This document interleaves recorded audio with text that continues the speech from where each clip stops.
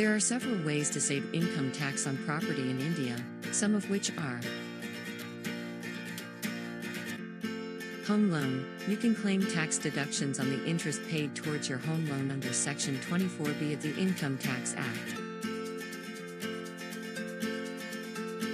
You can also claim tax deductions on the principal amount repaid under Section 80C of the Income Tax Act. Property tax. You can claim a deduction on the property tax paid on the property under Section 24B of the Income Tax Act.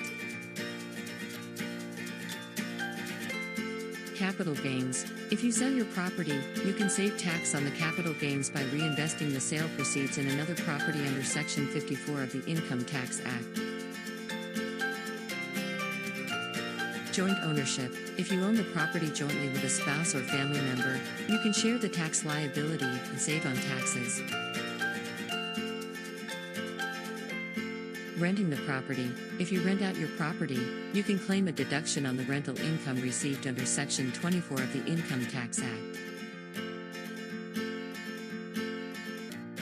Home insurance. You can claim a tax deduction on the premium paid towards home insurance under Section 80C of the Income Tax Act.